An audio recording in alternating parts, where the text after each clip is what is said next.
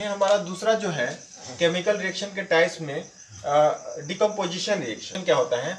When a single substance break down to form two or more new substance, मतलब decomposition reaction में हमारा कोई एक सिंगल सब्सटेंस होता है जो कंपाउंड के फॉर्म में होता है और वो ब्रेक डाउन होकर के दो या दो से अधिक नया सब्सटेंस को बना देता है। जैसे कि बिल्कुल उल्टा होता है, मतलब जो कॉम्बिनेशन रिएक्शन है ठीक उसका उल्टा होता है ये डिकम्पोजिशन रिएक्शन। जैसे एग्जांपल हम देख सकते हैं।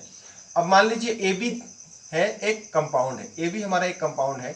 जब हम इसको हीट करेंगे, जैसे हम लोग हीट करेंगे तो ये ए अलग हो जाएगा और बी अलग हो जाएगा। मतलब एक सिंगल सब्सटेंस को हीट करने पे जब दो या दो से अधिक नए सब्सटेंस मिलते हैं तो उसको हम लोग बोलते हैं डिकम्पोजिशन रिएक्शन।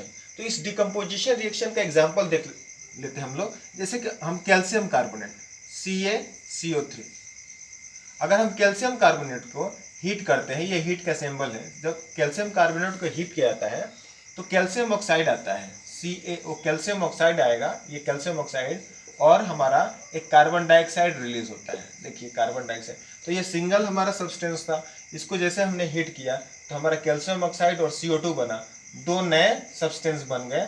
तो इस तरह का जो भी रिएक्शंस होता है हमारा वो डिकम्पोजिशन रिएक्शन होता है। ठीक है, इसके अलावा और भी हम लोग एग्जांपल्स देख सकते हैं। जैसे हमारा hydrated ferrous sulphate, hydrated ferrous sulphate FeSO4 7H2।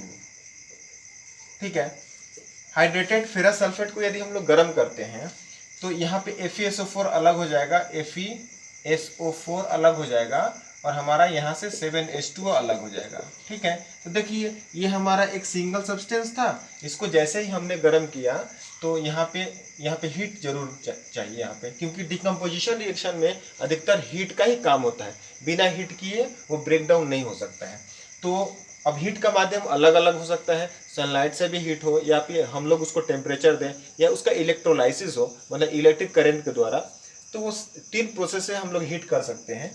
तो यहाँ पे हीट जरूरी है। तो हमने ferrous sulphate into hydrated ferrous sulphate को हमने गर्म किया तो यहाँ FeSO4 अलग हो गया और 7H2 अलग हो गया।